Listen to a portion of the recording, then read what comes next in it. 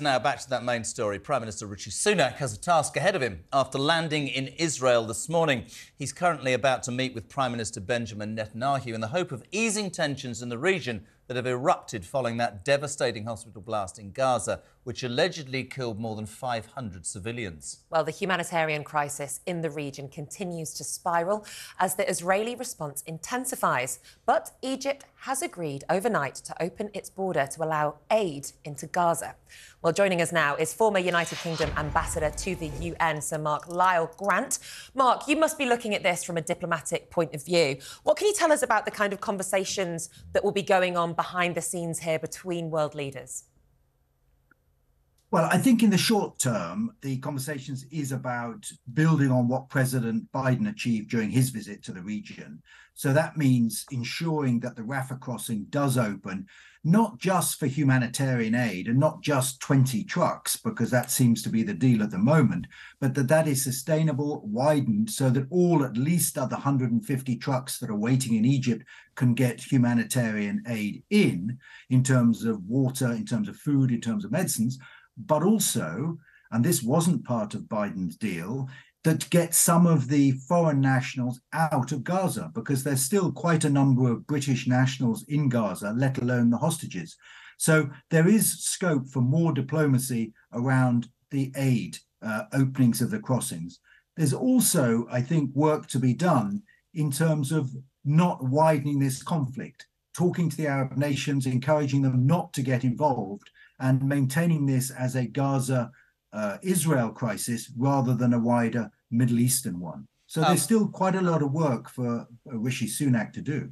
So, Mark, welcome to Talk Today. Thank you for joining us this morning. I think that point is very relevant that Nick made, because we were hearing 48 hours ago, it's going to be land, it's going to be sea, it's going to be air, we're going to flatten Gaza, get the hell out, etc., etc.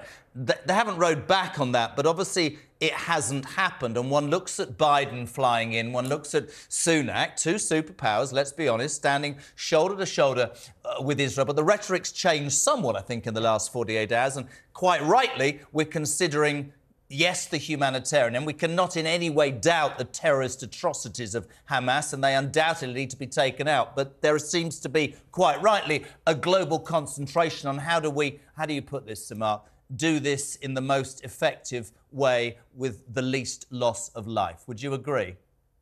Absolutely. I don't think Rishi Sunak is going to try and dissuade the Israeli government from launching a ground operation into Gaza. I think that still will happen, although it's been delayed longer than many commentators thought.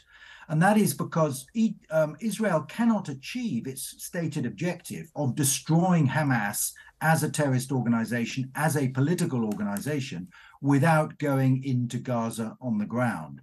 So it's only really a question of when that happens and how it happens. And one of the messages I'm sure Rishi Sunak will be passing to Benjamin Netanyahu in private is this needs to be done in a way that doesn't further inflame the region. Because we saw just before Joe Biden's visit, the atrocity that was committed at Al-Ahli hospital, and that completely destroyed President Biden's opportunity to talk to the Arab states, even though it appears that it wasn't Israel that committed that crime. It was a misplaced rocket from inside Gaza. So it is a very delicate situation, but there is still quite a lot of diplomacy that could play out in the region. So, Mark, as I said previously, your former role was as UK ambassador to the UN. Can you just briefly describe what the UN's role will be in this conflict at the moment?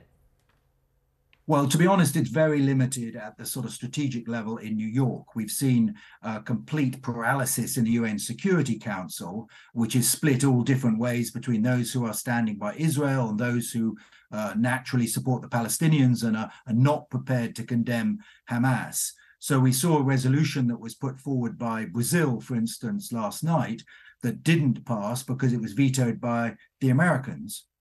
So I don't think much can happen at the New York end.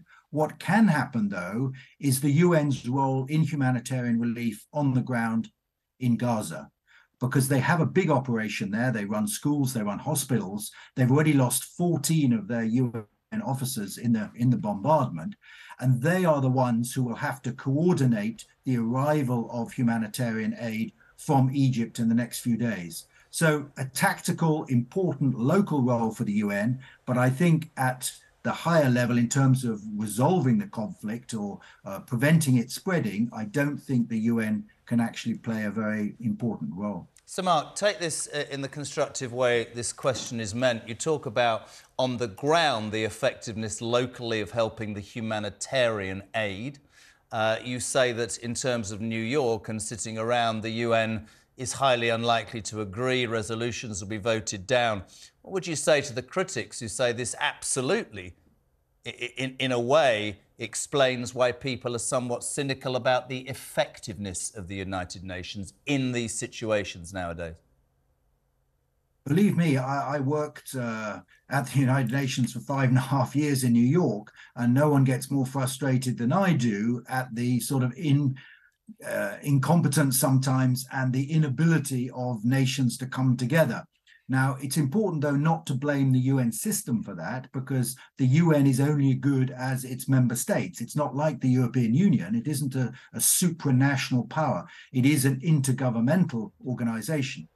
And unfortunately, when some of the big powers disagree, it's very difficult to get things done at the United Nations.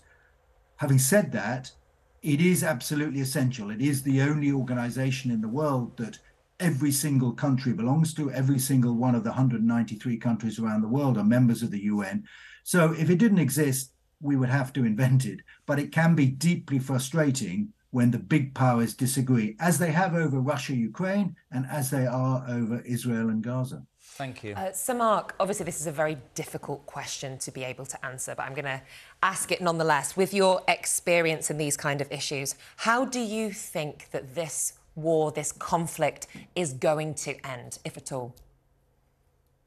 Well, that is a very big question, Nicola. I think there will be a ground invasion. I think Israel will succeed in destroying all the Hamas infrastructure and putting massive pressure on Hamas as an organization. And I think that can be done, not easy, but it can be done without this conflict widening into a Middle East regional war.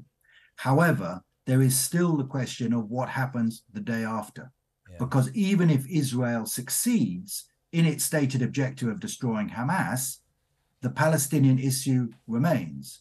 And I'm not sure at the moment that the Israeli government has a plan for addressing that Palestinian issue. Now, it's an issue that's been going on for hundreds of years, obviously, but even if Hamas is destroyed, the Palestinian issue will stay. And to some extent, unfortunately, I have to say this, that Hamas has already achieved one of its wider strategic objectives, because it has put that Palestinian issue back at the center of regional and international opinion at a time when, for many years, the Arab countries were losing interest in the Palestinian issue and were looking to normalize relations with Israel. And all that has been set back now, and the Palestine issue is back on the global agenda. Sir Mark Lyall Grant, thank you so much for joining us this morning. Thank you.